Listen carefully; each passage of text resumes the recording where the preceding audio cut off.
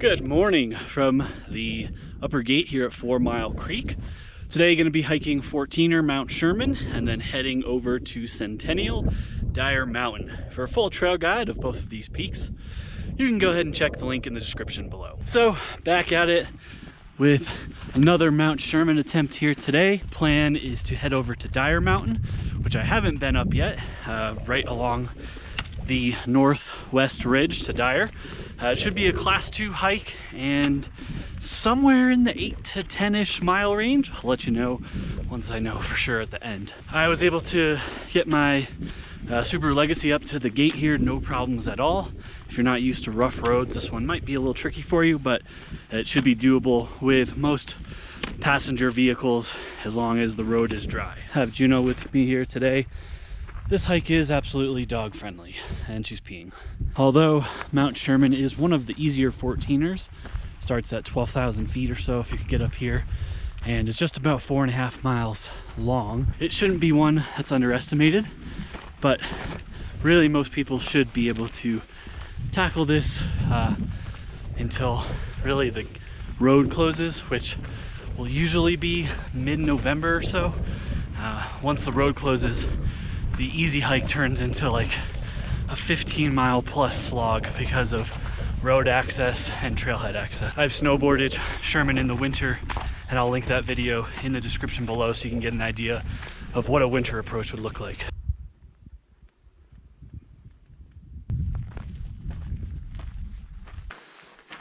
Looking in to the old mine entrance here.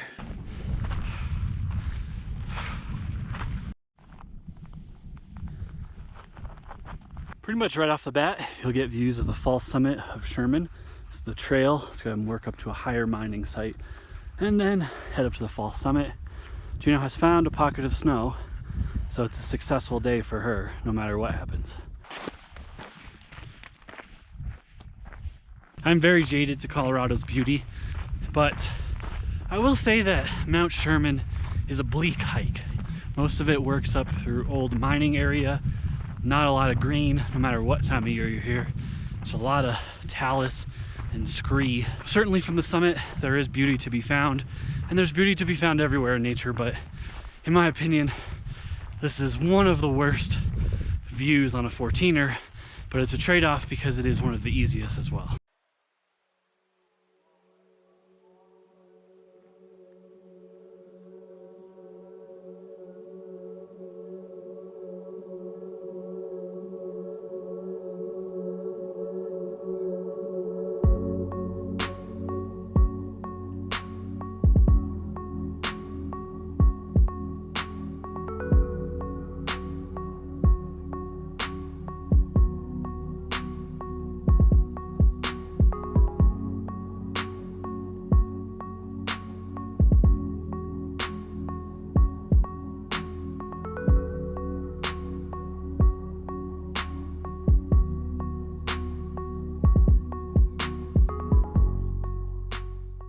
Right around 13,000, you'll reach this mining area. Lots of old mines to check out if you want. Otherwise, you can kind of circumnavigate around them and just head up to the ridge. Here's a good look at the ridge, and you're basically just gonna head all the way up to the false summit and then keep going to the true one.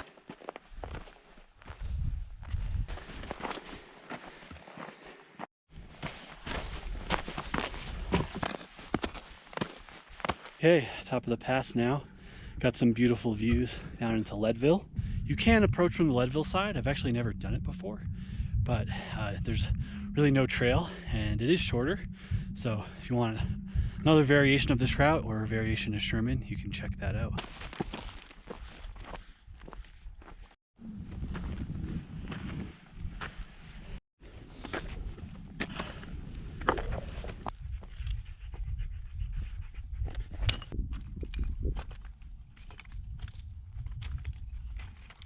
Once you get up higher here, the trail is more or less a highway. I mean, you can't miss it. It just goes up to that ridge.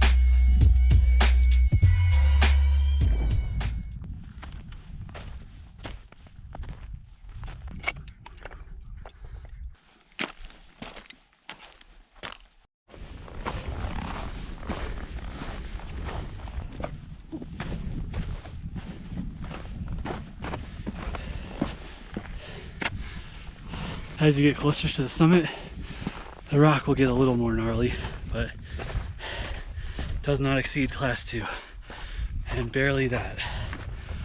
Really class 1. As you get closer to the top of Mount Sherman, you'll see this hump here, right around 13.8 at the base of it. It's another false summit, but the true one isn't too far after that, and not much elevation gain either. Up on the flat area now, as I said before, this is a false summit. To get to the true one, you got to go about 50 to 100 yards past this first cairn here. Summit of Mount Sherman, my 3rd time up here. This is Juno's first, but beautiful up here. So I'll give you some quick views. I have the summit to myself for a second. There's another guy behind me, so maybe I'll fly on the way back if no one's up here. It is legal to fly here, but yeah, let's soak in the views before heading over to Dyer Peak. So you got Pikes Peak there in the background. Juno's shaking out, ruining my audio, and down into Fairplay.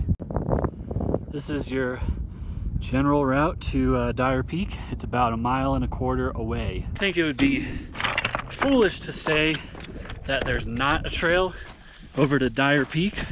This is certainly an established route here, but I would say that it's going to be very faint for most of the time, and you probably won't have many other people joining you if you do decide to extend the hike. Up until Sherman, Mount Sherman behind me here, it was class 1.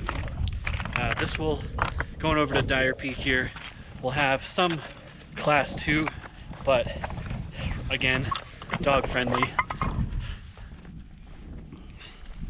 I love spinning out of a leash in the middle of filming. In terms of gear for this hike, Mount Sherman is really straightforward. I'll link my 14er packing list that I recommend for every 14er just to be prepared.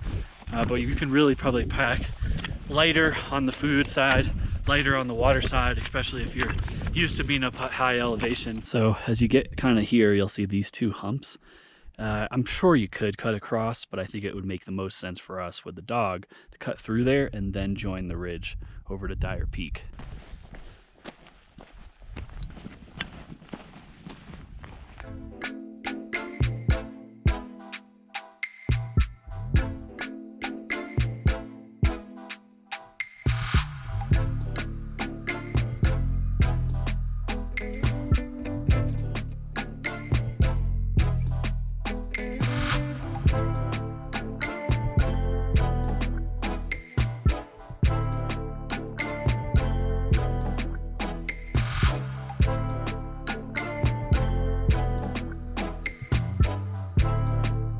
We are kind of here in between these 2 humps. I'm gonna head up to this point, right where Juno's going. See if that goes through. It should. If not, worst case, I'll just drop a bit. So far, extremely straightforward. Not much of a trail at all. There's like some social paths, but they don't really have a coherent direction to them. So yeah, it's more or less just picking your own route. This is the view from that second hump. You can see kind of down to Dyer Peak. You could definitely do this. Since I have Juno today, what I'm gonna do is just head back down a bit and take this dirt path and then connect with the ridge. I don't think it's not safe, but with a bit of snow on loose rock, it's just not fair to the dog when I can just go a much easier route. A little frustrated. Dog is awesome to hike with, and by that I mean I love taking her, but there's days like today where I just could use the hiking poles on this loose crap, but because I have her in one hand, it's either carry 1 pole, which is really kind of useless, carry 2 in one hand, which, you know, I don't know. Just, these are the times I wish I had an off-leash dog.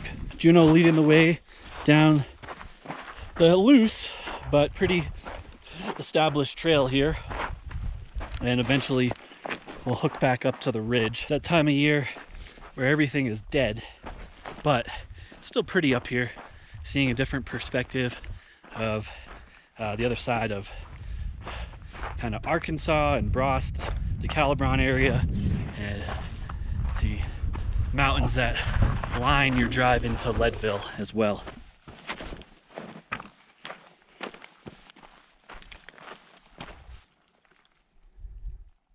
I want to show you guys something. I've used the term dinner plates before, and this is kind of what people talk about when they talk about a dinner plate rock. So you can see it's like super thin, it's very big, and as you can see here, the ground is just covered with them. Recently, when I was hiking the Matterhorn-Wetterhorn Traverse, I said how the whole mountain is just one big pile of loose dinner plates. And honestly, this section right here, although it's only 100 yards or so, is similar in characteristic. Just trying to explain a term that I use and many people use when describing loose rock.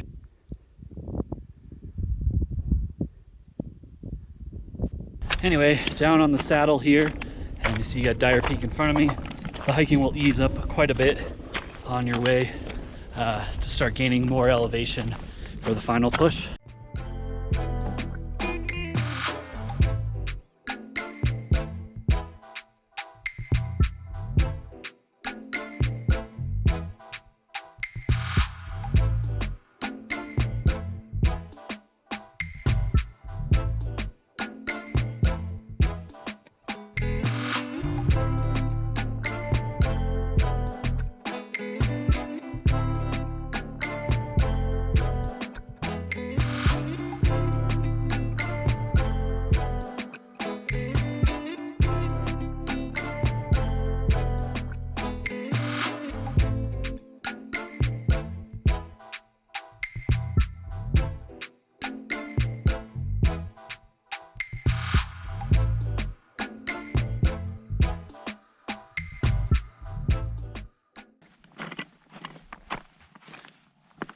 As you get closer to the mountain here, you're going to see the power lines that go over the shoulder.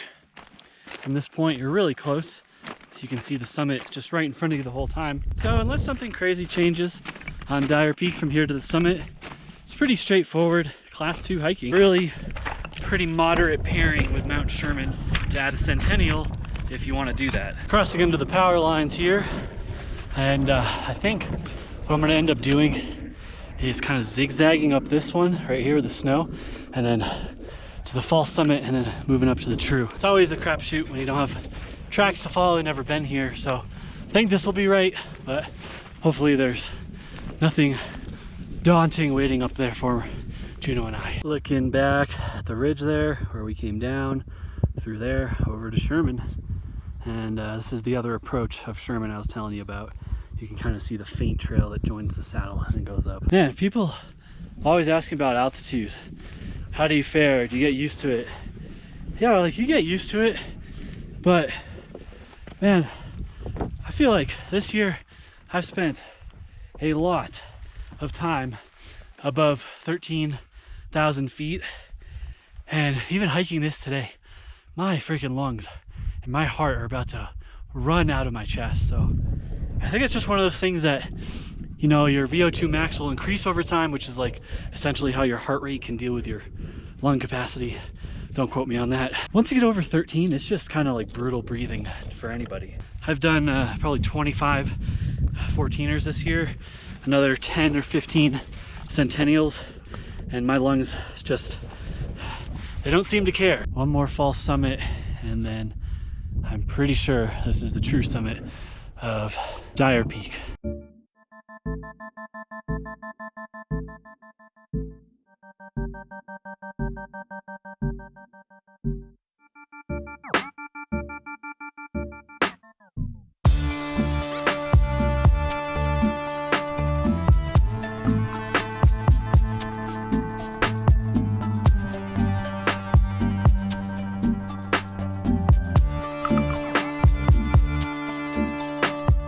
Juno wants to welcome you to the summit of Dyer Peak. Beautiful views of the 10-mile range behind her here. From this car to here, from the gate, 12,000 foot gate, it was about 4.5 miles, and class 2 for sure. Bit of route finding, but nothing too bad. Absolutely dog friendly as well. The views up here are truly gorgeous today, and it's almost windless, which is fantastic. From car to here, about 2,500 feet of elevation gain and a leisurely 3 hours of hiking. Elevation gain on the way back should be a bit more because you do have to climb all the way back up to that saddle and then up to Sherman as well. But let's say 3,000, 3,300 at the most. So not a terrible climb, but it was just slow for us today because of all the loose crap. If you think Sherman is a basic mountain and you want to add something more, adding Dyer Peak I think is a fantastic combination. I forgot to mention, this is Gemini Peak. It's like 13,920 or something. It's not ranked because of where it's located in proximity to things, but it would be a Centennial, so if you're extra like peak bagging, you can definitely snag that as well. Juno and I are going to head back to Mount Sherman before wrapping up this video, just so I can give you a better approximation on elevation gain. But yeah, beautiful up here. We could lounge all day, so just going to enjoy it a bit longer.